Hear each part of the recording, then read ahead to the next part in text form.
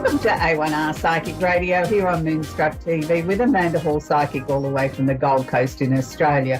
Wherever you are on this amazing planet of ours, I hope you had a really fabulous time over the Easter time with your family, with your friends, if that was possible, even if it was over the digital devices that we had to get together. I know here in Australia, most people got a chance to sort of celebrate in some form or another. We have lockdowns like the rest of the world. They come and they go as quickly as they come, they go again. So it is still very uncertain times that we're all living in, wherever you are in the world. And I think it's something that we probably just have to get used to at the moment. I don't know that it's going anywhere in a great hurry, this COVID virus. So we all have to make adjustments and find our new normal. Now, this takes me to the Secrets of Tarot card of the week this week, which is the Knight of Swords. Now, when we start talking about knights, pages, kings and queens, people start to get a little bit confused when it comes to tarot. They do represent people, but they also always have a secondary meaning. So the first meaning of the King of Swords is a young man to the age of 25. Now, this would be somebody that has brown eyes, brown hair, that isn't dark, doesn't have dark skin or olive skin. It's somebody that you would call as more medium in colouring.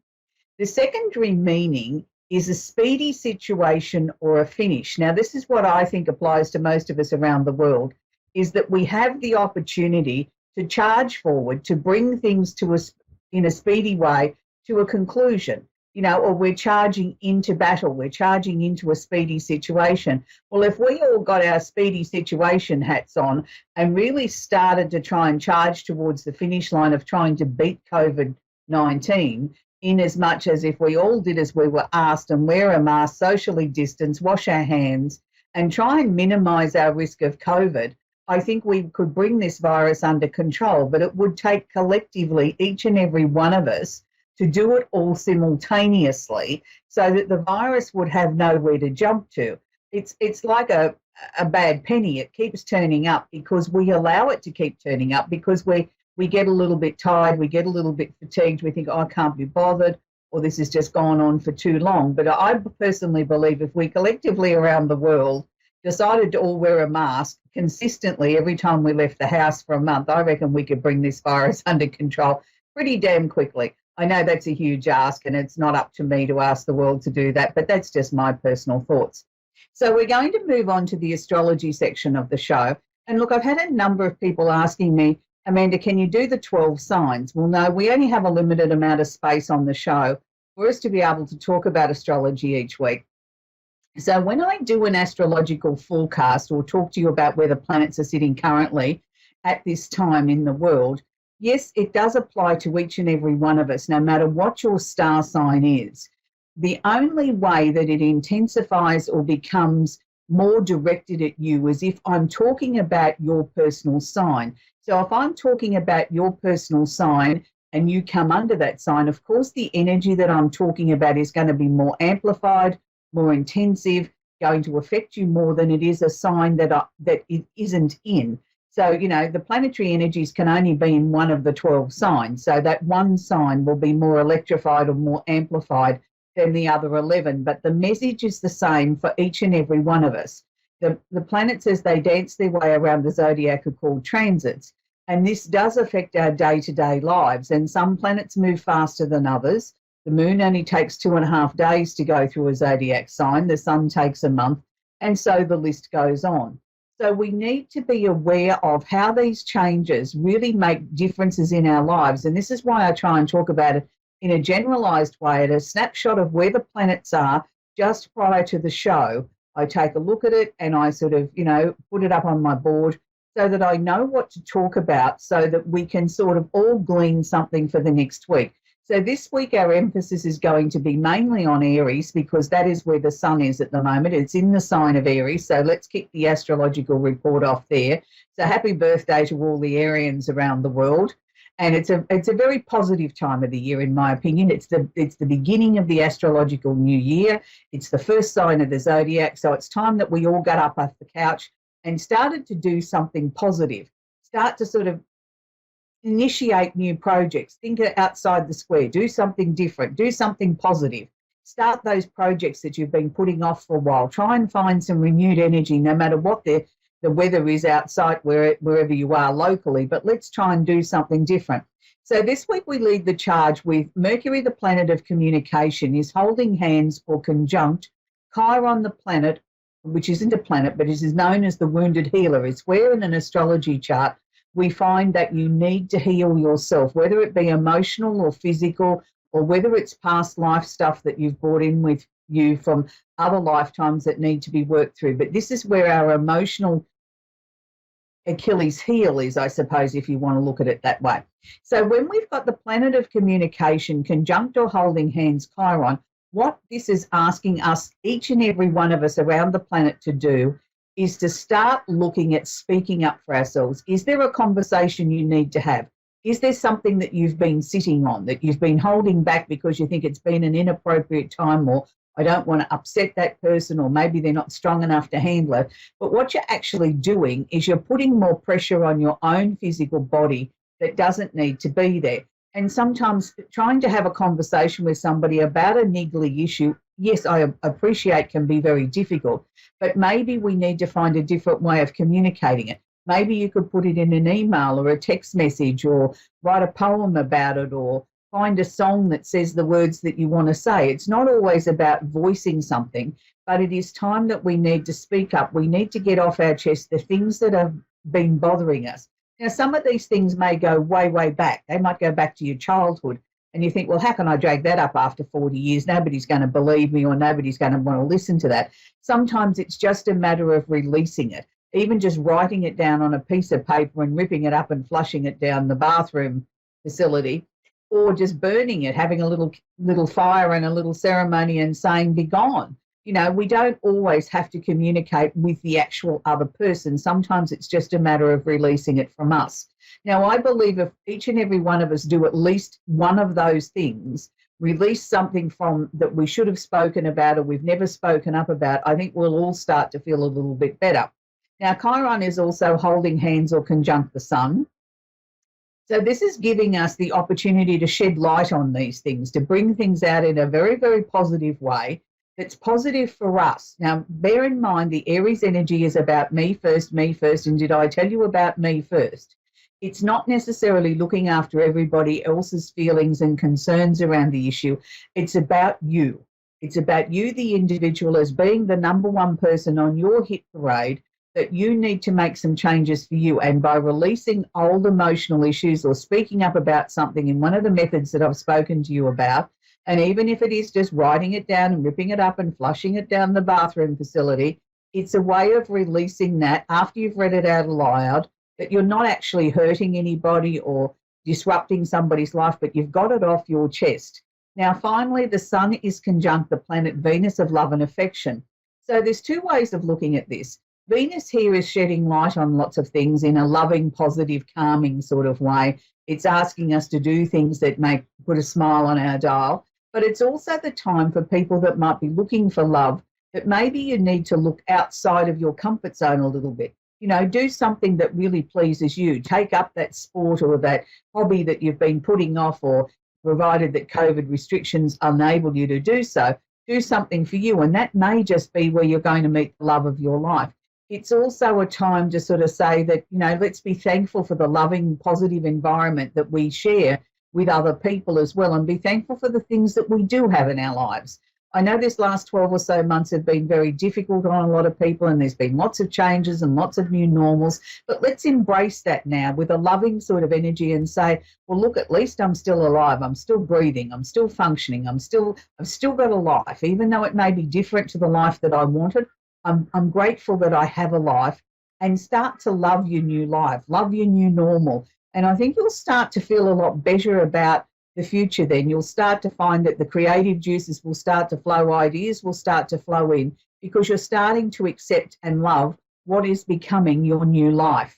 Now, the other major planetary energies we're going to talk about this week are sitting in the sign of Aquarius. So we've still got the same culprit sitting there. We've got Saturn, the planet of discipline, the father figure, the one that sort of says, no, you can't do this, or gives you the determination to be able to structure your life, to sort of go to that meeting in a very productive sort of way with a very slick plan, able to convince people that what you've got is rock solid and it's worth giving a little bit of airtime to consider the proposal and things like that.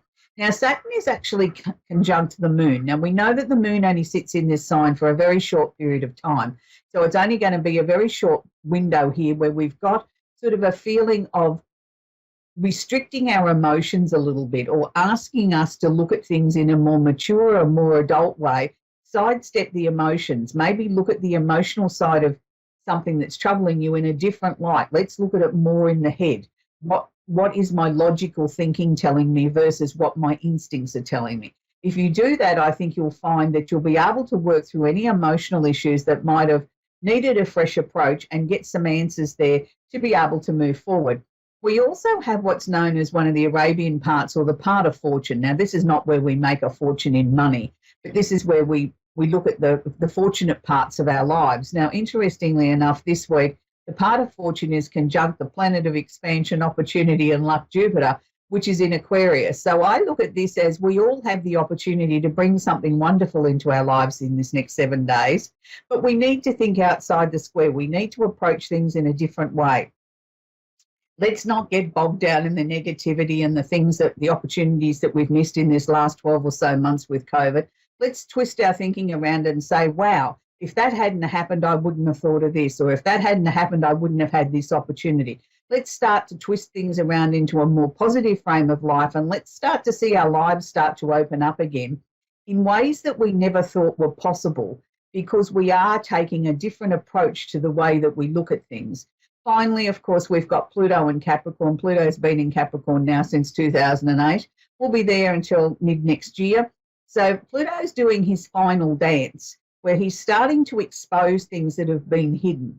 Pluto's energy is to duck under the covers and to bring things out of the darkness into the light. So this is why we're seeing politically around the world, the landscape seems to change every hour, that who's doing what, or somebody's tricked somebody, or somebody spent too much money, or somebody's telling lies about something.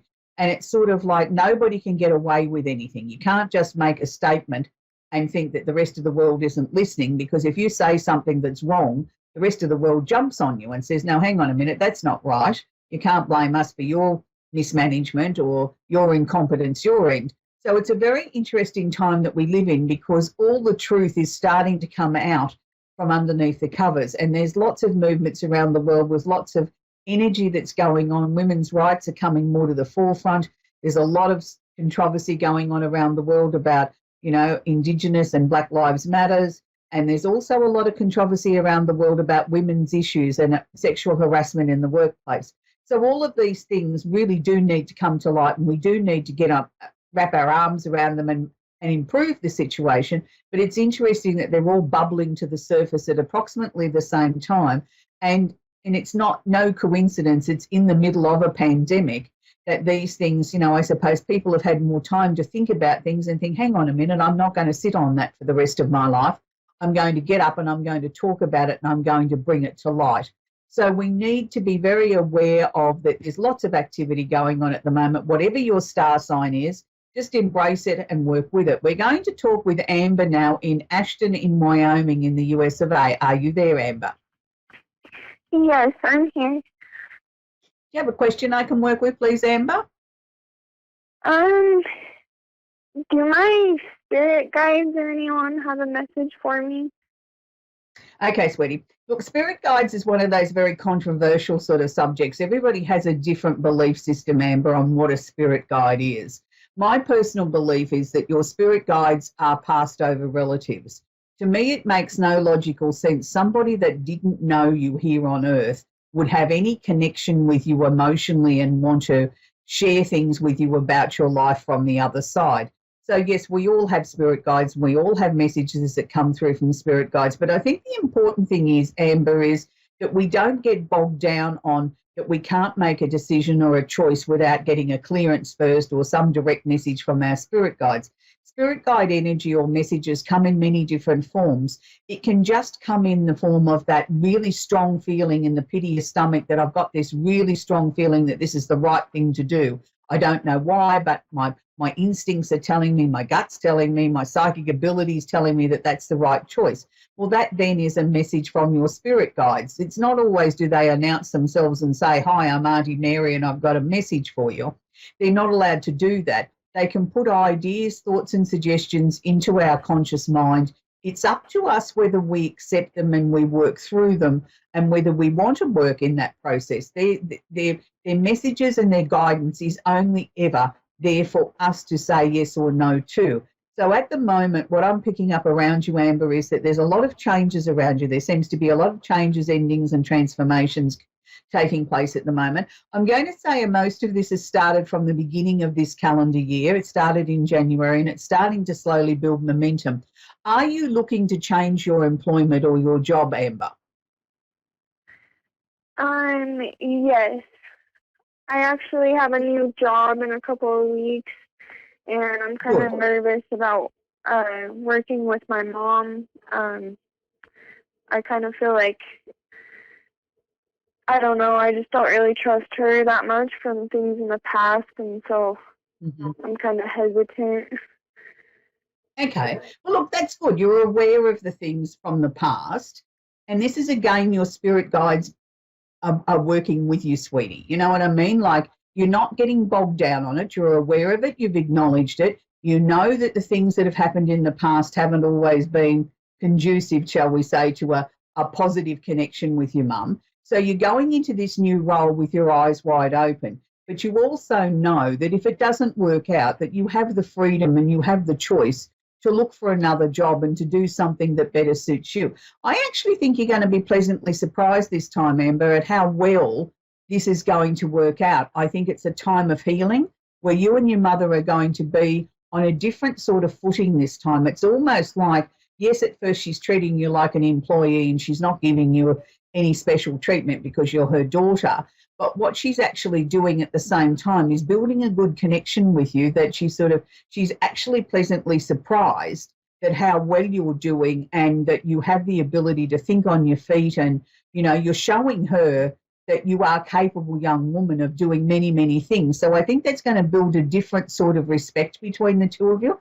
Do I see you staying there long term? The answer is no, because I think you're going to need to spread your wings. In the later part of this year, there'll be another opportunity that will come up that is better suited to you, and it is something more in the lines of where you want to be, and you'll sort of gracefully thank your mother and move on. So I think you're really right on the right path, Amber. So just, you know, keep listening to what your instincts are telling you, sweetie, and it won't lead you wrong.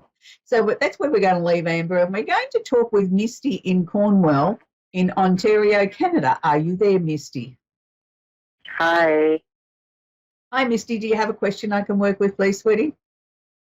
Yeah, I was just wondering about career and love life, if that's possible. Okay. With your career, the first thing they're showing me there, is there a change coming up? Is there a change of job, or has there been a change of duties in this last month or so? Sorry, I couldn't catch that.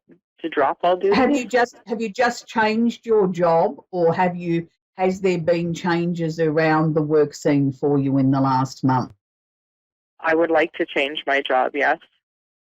Okay, because I do see a new job coming, but I also felt in the current position there'd been some changes there that I was going to say didn't make me feel real comfortable.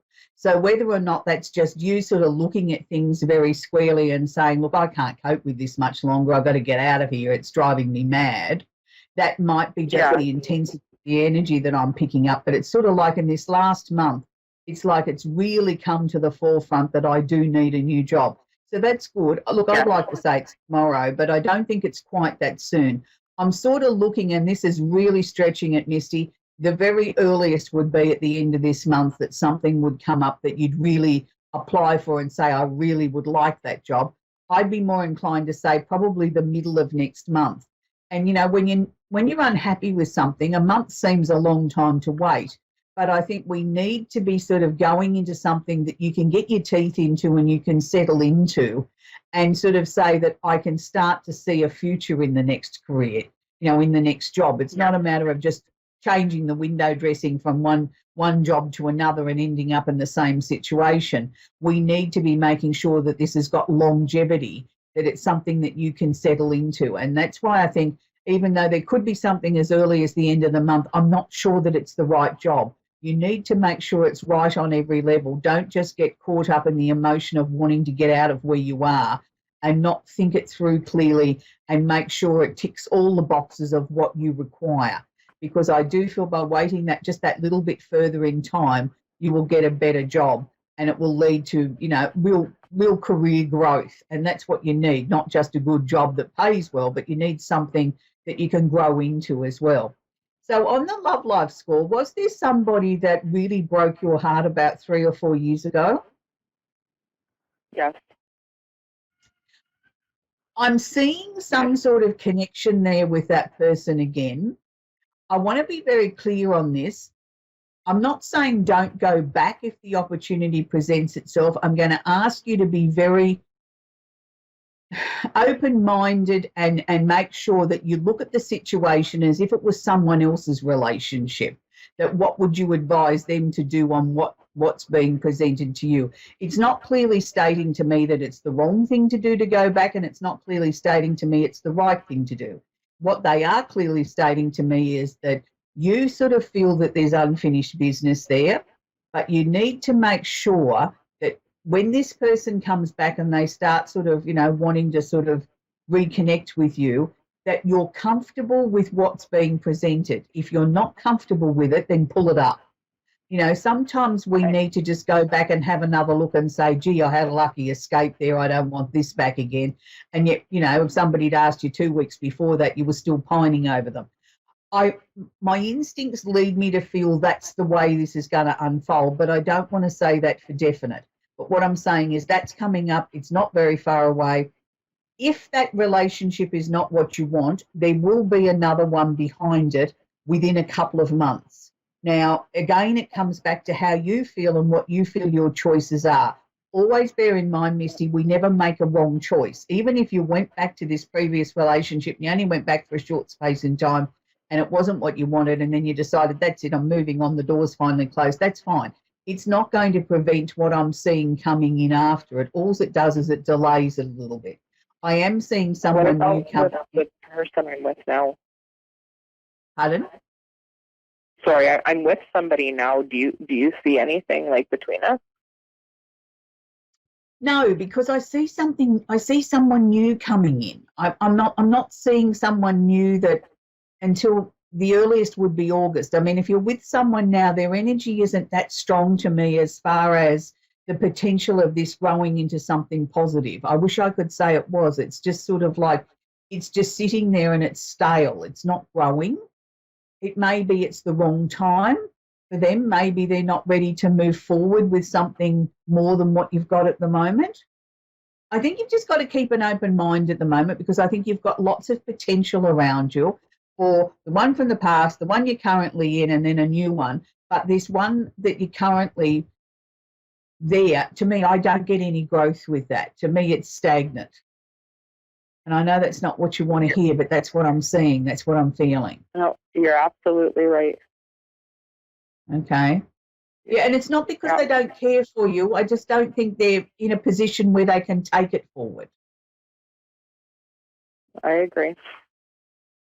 Yes. And sometimes things happen in our lives that are sort of the right person in the wrong time and place. It sort of almost feels like that to me. But look, I think you just need to keep an open mind, Misty, and just go hour by hour with what's being presented to you on the love life front, and not sort of try and put things into boxes just yet. Just take your time with things, and then we'll see what's meant to be. But where I sit at the moment, you've got sort of like 3 potentials at the moment, one from the past, the current one, and the future one. So it's like, which one is it going to be? But the current one,